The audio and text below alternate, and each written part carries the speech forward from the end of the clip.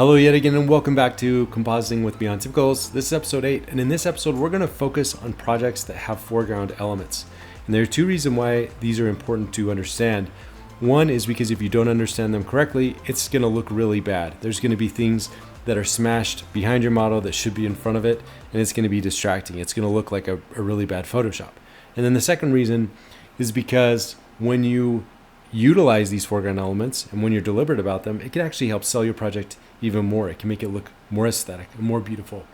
I have this really rudimentary demo here in 3D. And so we have here, you can see we have foreground, background, and then we have these blocks in between. So this is representing how you need to think about foreground elements within Beyond Typicals. And I think of it kind of like as a sandwich. You want to have your foreground image, and these are going to be PNGs because they can recognize transparency. And the background, it doesn't have to be PNG, it could be JPEG, but typically I just use PNG anyway. And in between them need to be these 3D elements in Beyond Typicals. And if you do this, it can make for a very compelling 3D visual, either image or render. You can see here, I have this model, and from a distance this probably looks pretty convincing that we have this this new project, we have a bush, we have trees, all this stuff. But obviously not all of this is 3D and not all of this is an image. There's a blending going on. And so again, back to the sandwich analogy, we have the background back here behind the model, so you can see the model, everything's behind it, and then at the foreground those things are in front of it.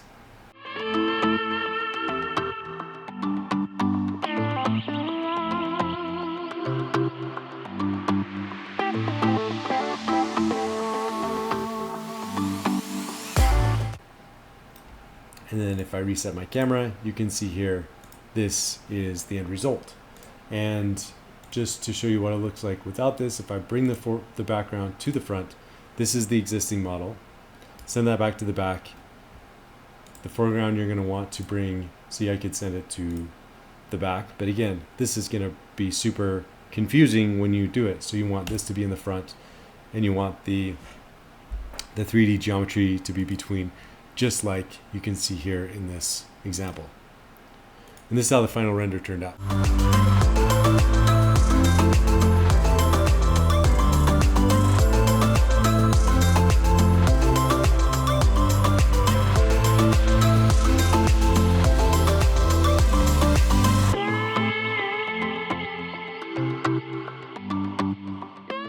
All right, in the second example, this is just a really good illustration of how involved these foreground elements can be. This one is an entire bridge. We also have elements of the bridge. We have trees. We have a transmission tower over here on the left. And all of these are going to block different parts of the project. And this is, you're going to see stuff like this, for example, with drone photos. And if I turn off the foreground elements, you can see where that is. So this is the foreground. You only need to take it as far as the 3D objects will intersect with it. So this bridge, I didn't need to take it all the way across, just to where it is. Transmission tower all the way up.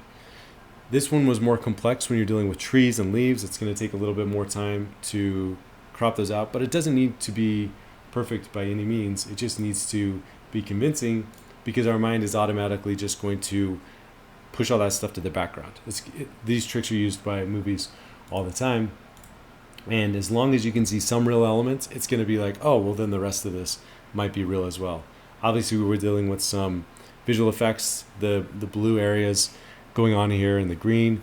But for the most part, these tricks are going to help sell your project in a way that it wouldn't otherwise be. And so this is how the final render turned out on this project.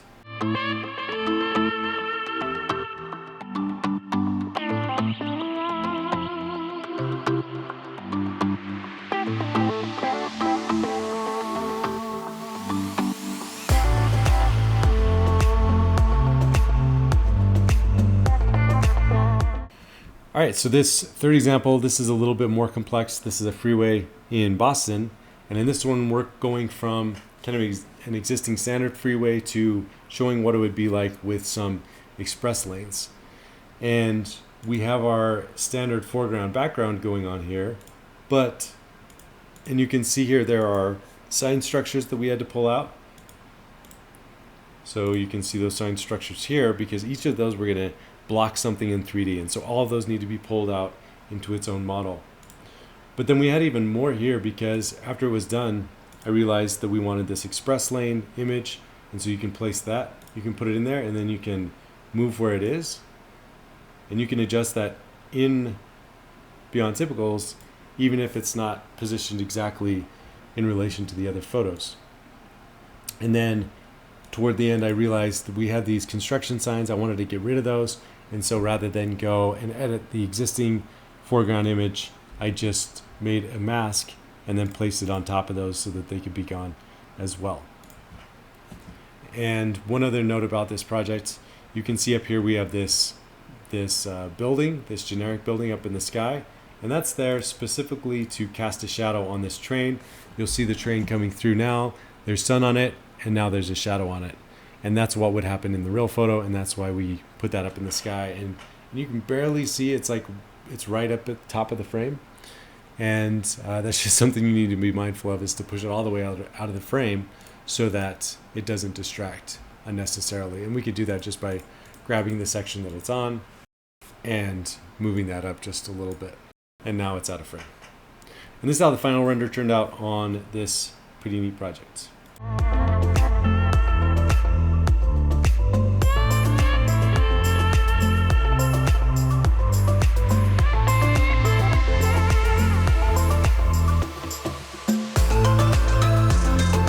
All right, this is Mission Beach. It's a boardwalk in San Diego, California. You can see here we have a proposed design. This is supposed to facilitate some of the newer e-bikes and e-scooters that weren't around when they did the original design, and so this is going to be safer for pedestrians. That's kind of the background behind the design. But in Beyond Typicals, we have these bushes in front. And if I turn off that foreground layer, you can see this is what it would look like.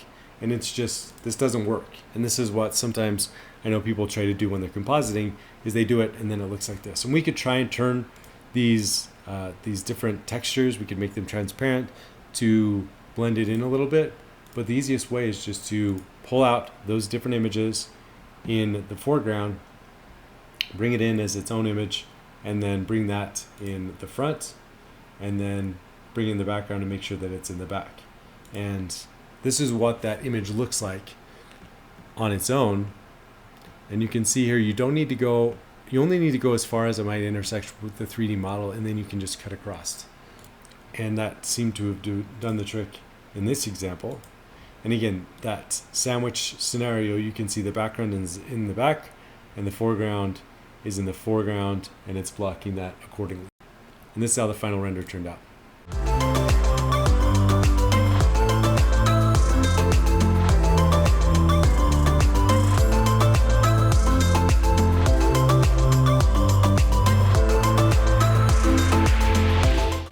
And then in this final example, you can see here that you can use this for aerials as well. Things like bridges that are going to go over the top of it, or even buildings that may be looking like they're leaning over the project, depending on where the photo was taken from. Shadows, trees, anything that's going over the roadway, you're going to want to pull into its own foreground image. And this is how that turned out. All right, so that wraps it up for this one. Reach out to us if you have any questions. Click on the contact us button on our website, and we would love to do a one-on-one with you to help you with your own foreground photo compositing project.